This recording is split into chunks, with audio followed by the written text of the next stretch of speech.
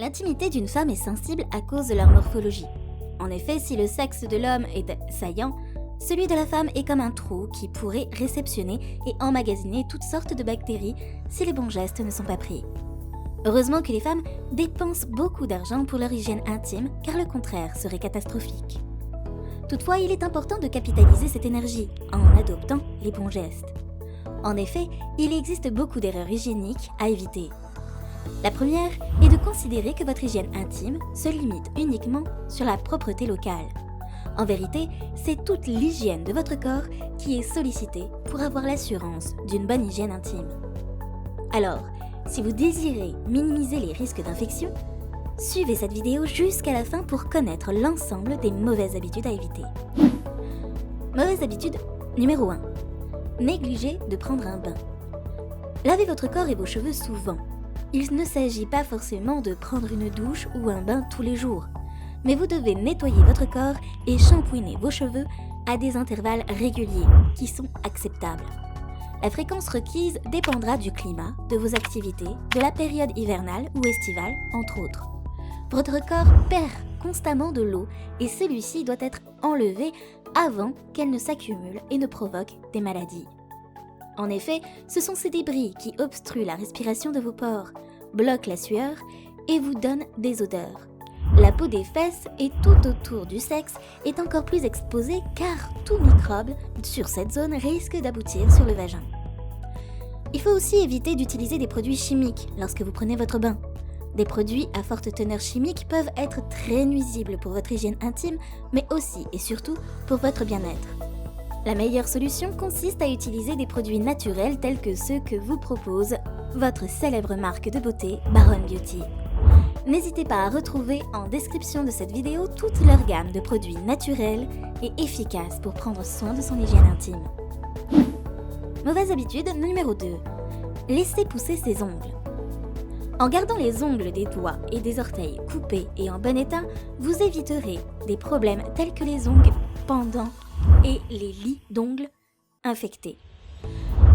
Les pieds, qui sont propres et secs, sont moins susceptibles de contracter le pied d'athlète.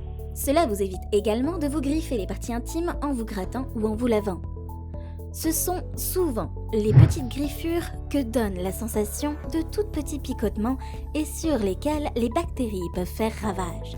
Ainsi, couper les ongles fait partie de ce qui garantit l'hygiène intime et vous évite beaucoup d'infections. Mauvaise habitude numéro 3. Ne pas prendre soin de son hygiène buccale. Idéalement, vous devriez vous brosser les dents après chaque repas. Au minimum, brossez-vous les dents 2 fois par jour et utilisez le fil dentaire quotidiennement. La brosse réduit l'accumulation de bactéries dans la bouche, qui peuvent provoquer des caries et des maladies de gencives. L'utilisation du fil dentaire contribue également à maintenir des gencives fortes et saines. Les bactéries qui s'accumulent et provoquent des maladies des gencives peuvent aller directement au cœur et causer de graves problèmes de valves. Des gencives en mauvaise santé peuvent également entraîner un déchaussement des dents, ce qui rend difficile la mastication et l'alimentation correcte. C'est une mesure d'hygiène de plus en plus importante avec la fellation qui devient de plus en plus pratiquée. Alors, les soins dentaires concernent plus votre partenaire pour qu'il ne vous transmette pas des bactéries. Pour conserver un sourire sain, rendez-vous chez le dentiste tous les 6 mois pour un contrôle et un nettoyage. Mauvaise habitude numéro 4, se laver les mains. Se laver les mains avant de prendre un bain, avant et après être allé aux toilettes, après avoir toussé ou éternué et après avoir manipulé des déchets contribue grandement à prévenir la propagation des bactéries et des virus. Gardez un produit d'hygiène, comme un gel désinfectant à base d'alcool, à portée des mains pour les cas où vous n'avez pas accès à de l'eau et du savon. Dites-vous que si vos mains sont sales, vous n'êtes pas à l'abri d'une infection sur les parties intimes.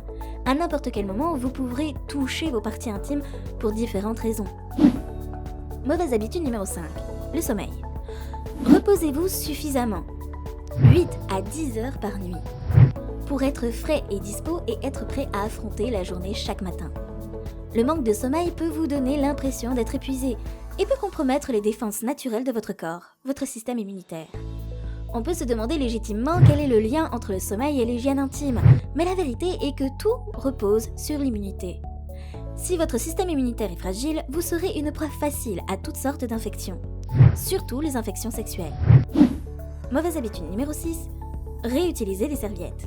Il est courant de réutiliser la même serviette après quelques douches avant de la mettre au lavage. Mais les serviettes qui ont été utilisées plus de quelques fois ou qui ont été utilisées une fois à la salle de sport doivent être lavées immédiatement. Et elles ne doivent certainement pas être partagées, car elles peuvent facilement héberger des bactéries et des sécrétions corporelles. Partager des serviettes pleines de sueur est un excellent moyen de propager des maladies et des infections dangereuses, comme le staphylocoque, qui peut être mortel. Vous avez besoin d'autres raisons pour ne pas partager vos serviettes ? Que pensez-vous des verrues et de la gale, ou de maladies plus graves comme la méningite, l'hépatite et les infections sexuellement transmissibles comme la chlamydia ? La chlamydia est une maladie hautement curable, mais si elle n'est pas traitée, elle peut provoquer une maladie inflammatoire pelvienne et même l'infertilité. Mauvaise habitude numéro 7, les sous-vêtements. Vous vous exposez aux infections à levure, aux muguets et aux infections urinaires. Si elles ne sont pas traitées, les infections urinaires peuvent atteindre les reins et provoquer une septicémie qui peut mettre la vie en danger. Le muguet et les infections de levure peuvent provoquer l'infertilité et des cicatrices internes. Et puis, il y a les soutiens-gorge, que la plupart des gens ne lavent pas après chaque port. Comme tout vêtement non lavé, les soutiens-gorge sales retiennent la sueur et les bactéries, qui finissent par provoquer de l'acné, des éruptions cutanées, voire pire. Mauvaise habitude numéro 8. Laisser les tampons trop longtemps. La conséquence la plus notoire du fait de ne pas changer de tampon assez fréquemment est le syndrome du choc toxique, une infection potentiellement mortelle. Les symptômes commencent par de la fièvre, des vomissements, de la diarrhée et des maux de tête.